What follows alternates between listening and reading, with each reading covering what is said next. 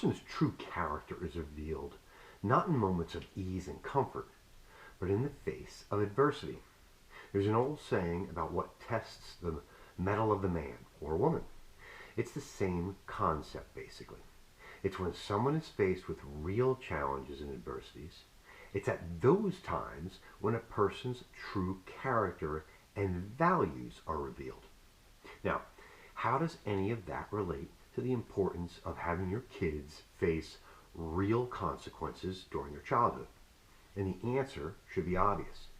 Because if you're a parent, and I'll assume you're at least 18 years old if you're watching this, you've already learned that life has real consequences. Yes, life is filled with wonder and joy and love and all the things that bring us, true happiness. But it's also filled with challenges and adversity. Unfortunately, it's filled with pain and loss. That's the other side of the coin.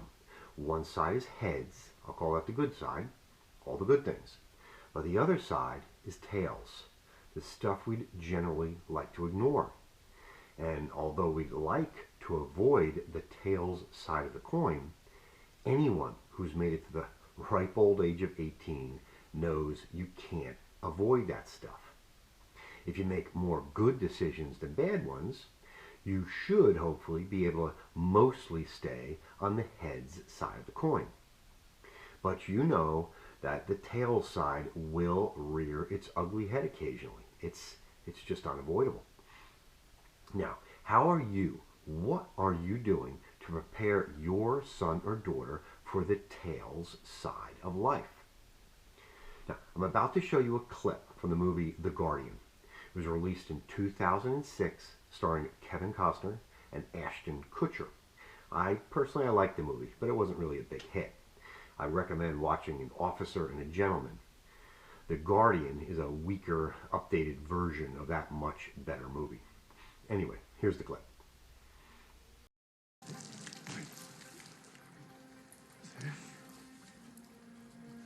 Why wasn't I informed of this? You know, we have classrooms. And your assignment is to simply teach the stages of hypothermia. Sir, in about 2.5 minutes, they'll understand. Permission to carry on, sir? Go ahead. That clip shows the exact point I'm trying to make. The classroom can be a great place to be introduced to all kinds of things, but life experiencing the consequences in real life, that will almost always be the best and greatest teacher. Some things in life you will never be able to fully understand unless you experience them for real. My wife hates the analogy I'm about to make. I've used it before in a previous video, but I'm going to use it again here because it makes perfect sense. It doesn't matter how many books you read, how many pictures you look at, or how many videos you watch. You will never fully understand the physical and emotional joy of being intimate with someone until you are intimate with someone. For so many things in life, it's only when that thing is experienced in real life, in real time, that you can fully grasp that thing, whatever that thing is. This topic, understanding the importance of experiencing real consequences, preparing for the tails side of the coin, is really the core of why I believe, as do many others, that the gentle parenting approach is such a disaster for kids. And the reason? Because life is not gentle. Life doesn't have quiet, respectful, thoughtful, emotionally sensitive conversations with you most of the time. In my experience, life doesn't offer you the benefit of discussing something, in an emotionally sensitive manner all that often. Calmly explaining to your child who has just done something wrong or acted in an inappropriate way puts you and your child on the path to disaster so often.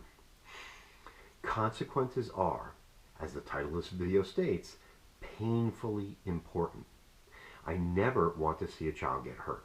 I watched my son being wheeled into surgery when he was very young. No parent wants to see that. That's an example of a consequence you want to teach your child about, not have them experience. Have you ever seen a small child touch a hot stove? I have. Again, it's gut-wrenching for any parent, any adult to see that. That's a consequence that I would prefer no child experiences. But touching a hot stove is a nearly perfect example of what I'm talking about. It doesn't matter how many times you calmly and gently explain to a child the reasons why they shouldn't touch a hot stove. The experience of actually touching a hot stove makes the point simply and effectively, and unfortunately very painfully.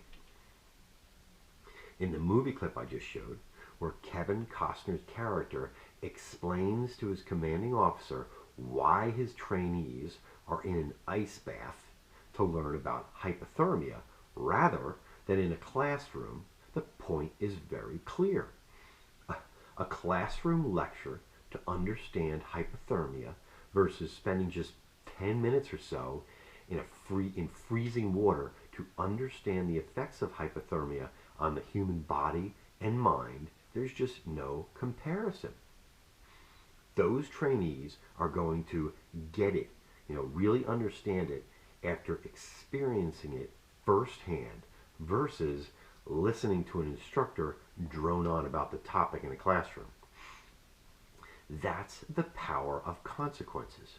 And that's the power, that influence that every parent should be using to help prepare their kids for life as an adult. It seems to have been abandoned. Now, I'm not sure if the power of consequences has been forgotten or just fallen out of favor with parents. Whatever's happened, it really doesn't matter what's happened. You, as a parent, need to realize that it's through consequences that young kids get a real understanding of how the adult world works. Now let me get back to explaining why I believe gentle parenting is a terrible choice far too many parents make when choosing a parenting philosophy for their kids. The main problem, as I see it, is that the gentle parenting approach does not work in practice, only in theory. If you've done your own research into gentle parenting, it sounds great when you read about it. The people that push gentle parenting focus on the theory when they're telling you how positive and beneficial the gentle parenting approach is. But real human beings, no secret here, we're not perfect. We often get tired and cranky and irritable, normal human being emotions. And when that happens, being a gentle parent flies out the window. Gentle parenting requires a very consistent approach, or else you undermine the very essence, the gentleness that's required in the gentle parenting approach. But to me, that's not even the biggest flaw. It's that no parenting approach, whether you're talking about gentle parenting, helicopter parenting, authoritative parenting, it doesn't matter which one. None of those is really a parenting philosophy. All of them are just parenting tools.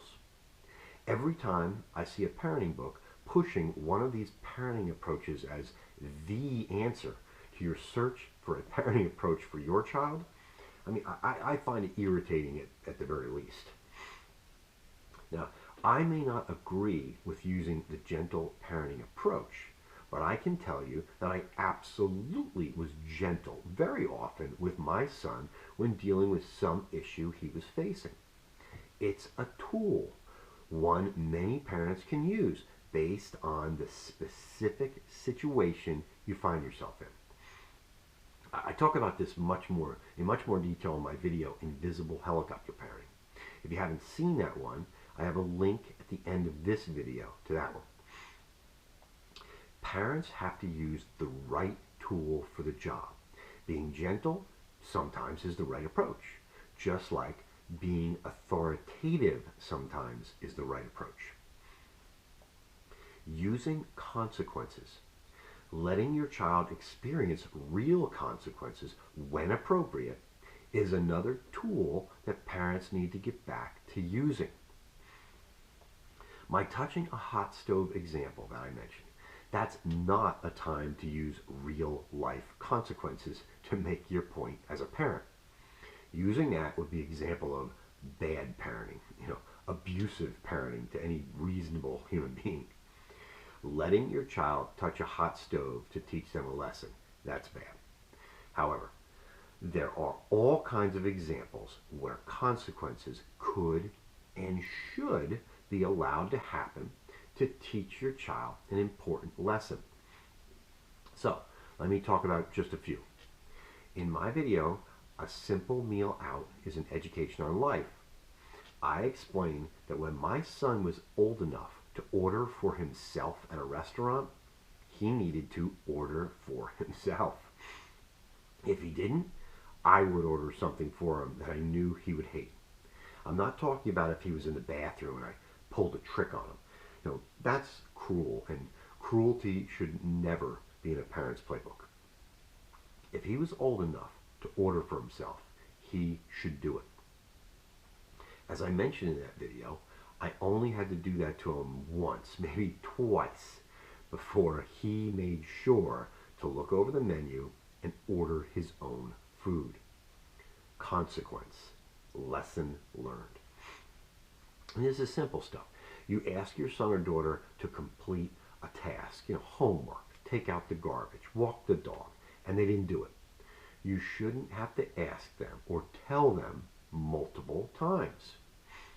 What happens? No TV time, no computer time, maybe a loss of some small privilege. Consequence.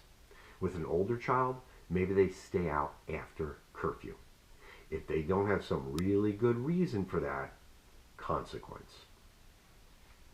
Any parent who believes a gentle talking to will properly address the issue is, in my opinion, is either a fool or is lying to themselves.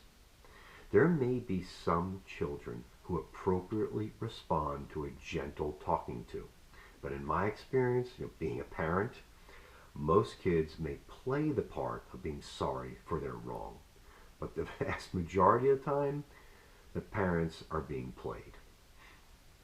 I watched a video here on YouTube where after a gentle talking to by the dad about something the teenage daughter did but wasn't supposed to do, what was the teenager daughter's response? "You're right, Dad. I won't do that again."